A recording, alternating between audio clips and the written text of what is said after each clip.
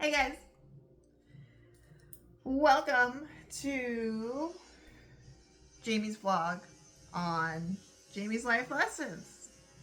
Maybe my life lessons will help you with your life lessons. Maybe not, and that's okay. Today I want to talk about something that might help other artists who might be experiencing the same thing, or it might help them think through some things, or it's also just to my friends and family who have been through my whole art journey from day one and kind of stuck around. There's been a lot of confusion of like, hey, what's going on? There was definitely a hiatus period where I deleted everything except for my YouTube and just kind of kept to myself. Well, so I'm just going to kind of go over a few things, a few lessons I've learned. I'm not making any edits, so per usual, have fun with the long vlog video of mine. Maybe you'll take something from it. Maybe you'll get bored and say bye-bye, and that's okay. This is one of those where I don't even know where to begin because so much work mentally went into this. I started my art career, I'd say 3 years ago, and then I became a full-time artist about 2 years ago, and then I was a full-time artist for about a year and a half. And so that brings us to the last 6 months where things started to get a little rough. And by rough, it wasn't even like a financial thing. What's so interesting is whenever I spoke to people who don't really seem to know me, is they would kind of say things like, oh, well, maybe it'll kick off. I'm sorry it didn't kick off the way you wanted it to, or I'm sorry it didn't work out, or I've even been told that I was like a petty purchase. And those were just a small portion compared to all of the affirmations and support that I've gotten from a lot of other people. But a couple of things that I want understood, especially for those who were following along to grow as an artist themselves. I did not stop making art because I wasn't successful. That is not the reason. In fact, I was so successful that it was just a little too successful as far as mentality wise, and my art needs as far as the business was a little too much for what my mental needs could handle. So to let it be known for the girlies who have been following me in hopes of being an artist too, please don't feel like if Jamie couldn't do it, then why should I try? Because it wasn't that I wasn't gaining success. I was. I just needed to take care of me in ways that nobody could have ever planned for. So that leads to why in the world would somebody stop on their dream and literally pull the curtains? I got to a point mentally to where I just said, I don't want to do anything. I got a 9 to 5. I stopped advertising. I stopped painting. I stopped drawing.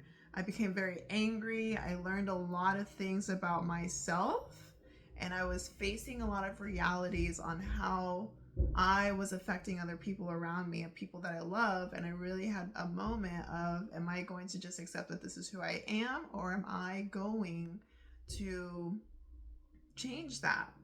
And whenever you look at the roots of who you are and you realize that there's some pretty primal things that you don't enjoy or you don't want to support, those could be things that you fear, those could be insecurity things, those could be things how you kind of just hurt those around you because you think your needs aren't being met.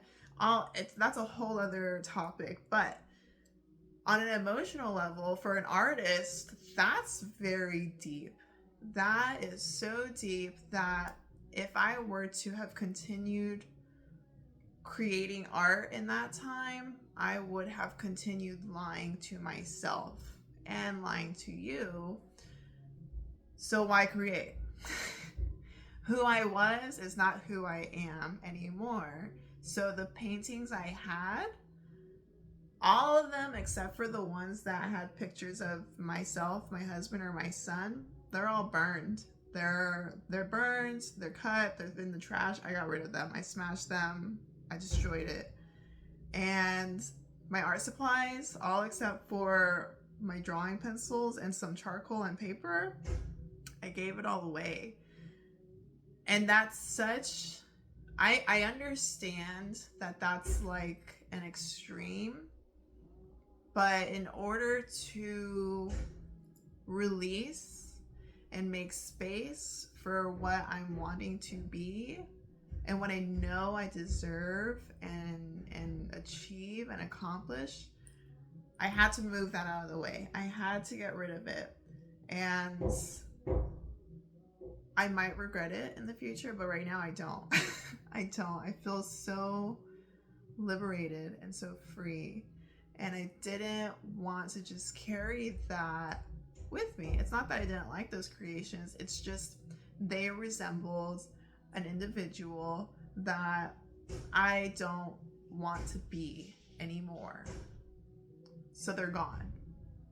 And as I remake who I am, and as I redefine who I am, and I learn who I am, and I'm honest with myself, and I start tapping into those things that do mean a lot to me and that I've always wished for when I was a kid and I kind of suppressed, and all of these wonderful things, I'm starting to remember the kind of art that I kind of wanted to do, but I didn't think I could do, or I didn't know how to do. Some of those things are going to incorporate sewing and making clothes. Some of those things are going to be interior design. Some of those things are going to be fabrics. Maybe I will get to painting again. Maybe I will get to drawing again. Honestly, I'm starting fresh, and that is okay. I'm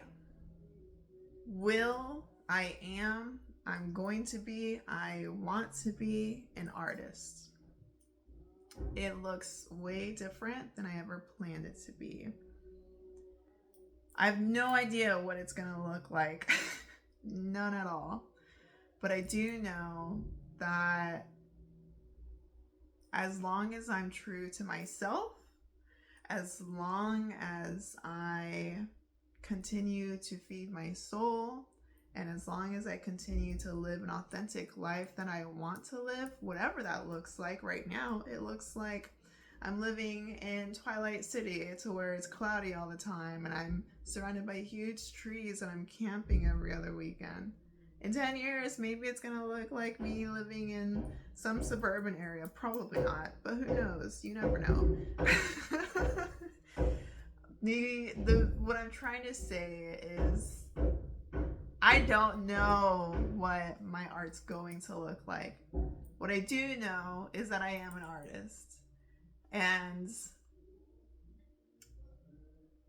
it's okay to completely start over.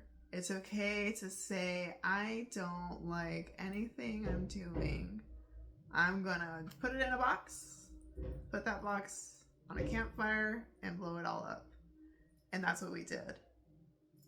Over it. The pictures I do have, like I said, they do have meaning to me. They have pictures of my family, so of course I'm not going to get rid of those, but I definitely got rid of a lot. To those who stood by me, even though they were really confused, thank you so much. To those who are following along in the sense of wanting to grow as an artist yourselves, I'm sorry that I kind of just left off a whim, but sometimes that's what it takes to just take care of yourself and be an artist.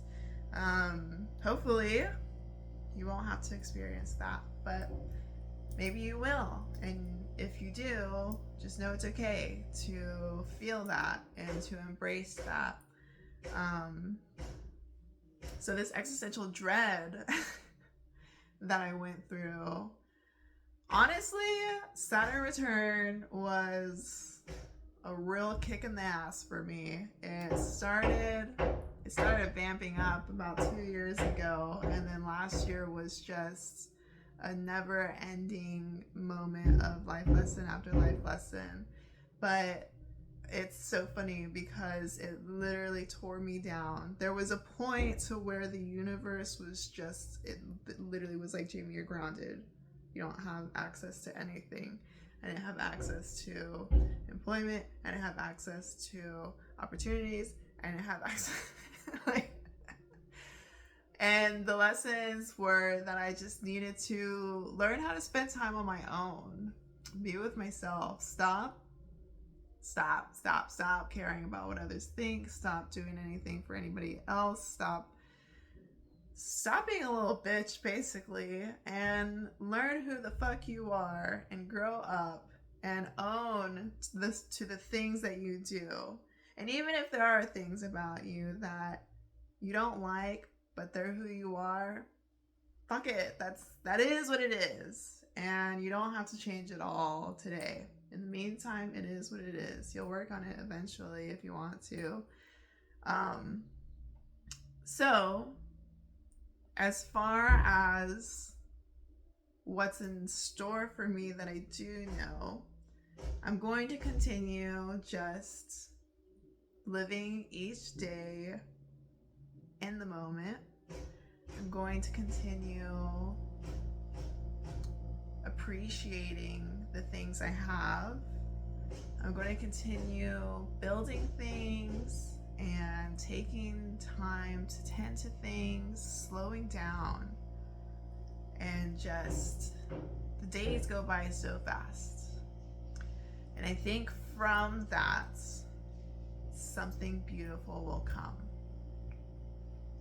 I'm really excited to see what's in store. I plan to get myself a sewing machine.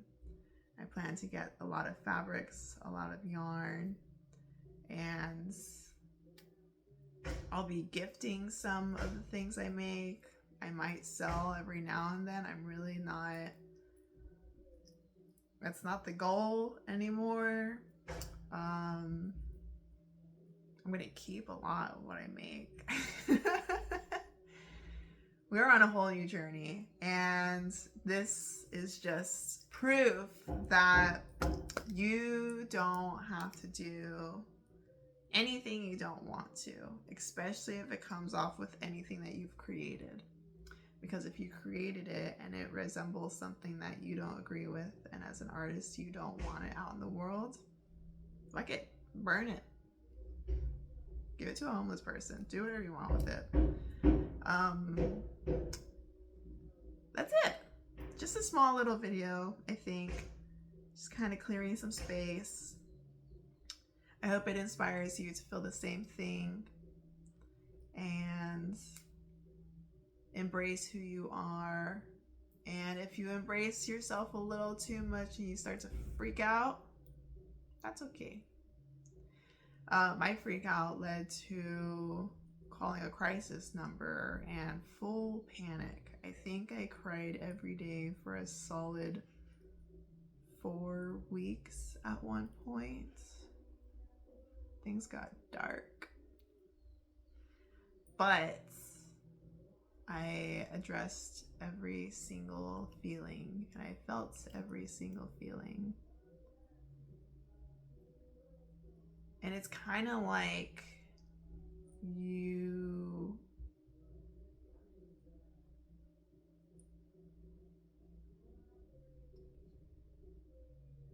it's kind of like once you realize there's nothing to fear because you've been the biggest thing to harm yourself, nothing's really gonna hold you back from whatever you want it to be. And for me, it really was, I was the only one holding myself back in a lot of ways, and it's helped me to self-appreciate, self-love, self-care, hear myself, believe in myself, know my boundaries, call my boundaries out, and learn how to love myself again. Learning how to love myself was it's still a whole thing. For example, I had a moment talking to my husband. I told him that my whole childhood and my whole, almost all of my 20s, I just genuinely didn't think I was pretty because I'm brown. I thought that I wasn't good enough. I felt lucky to be acknowledged by my white friends. And I felt like, how dare I do something that wouldn't favor the people around me, right? And that happened on small spectrums, and that happened on really large spectrums. So I'm really starting from square one. So as an artist, if you are an artist, you gotta recognize who you are, and then from there go on and get going. For somebody who's struggling with mental health, then just know that, just get some help,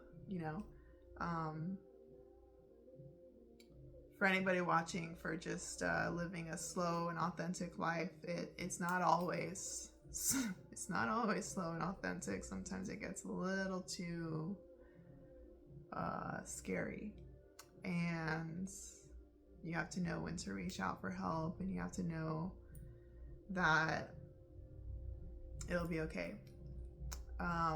A question that kept reoccurring in my head, there were a few understandings. There was one understanding of, if I were to die, then everybody would still be okay. Everybody would still know how to cook. They'd know how to get to work. They know how to change themselves, and they know how to do all these things.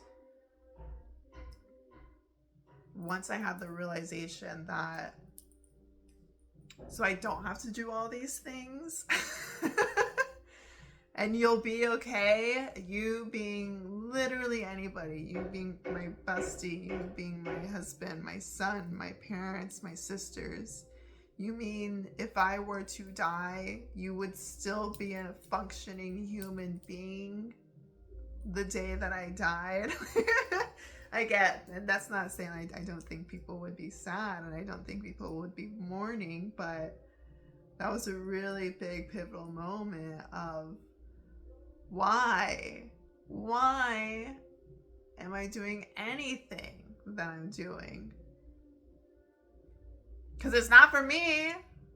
So that really helped change my gears of, okay, then let's do it. Let's take care of me, because I know that you'll be okay. If I don't do anything for you, you'll still be okay. So I need to do something for me. And so for about,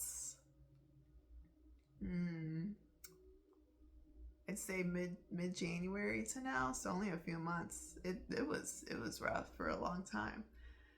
So what, 5 months now, I have been on this wave of just like a rebirth.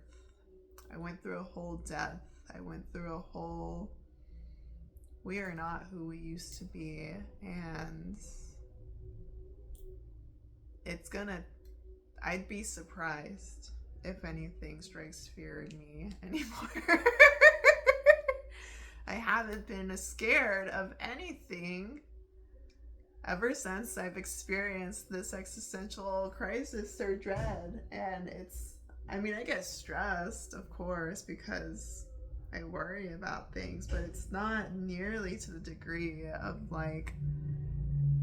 anxiety that I used to embrace. So, to bring it full circle, the paintings, the drawings, that's all coming to either a hard stop or a very slow wave.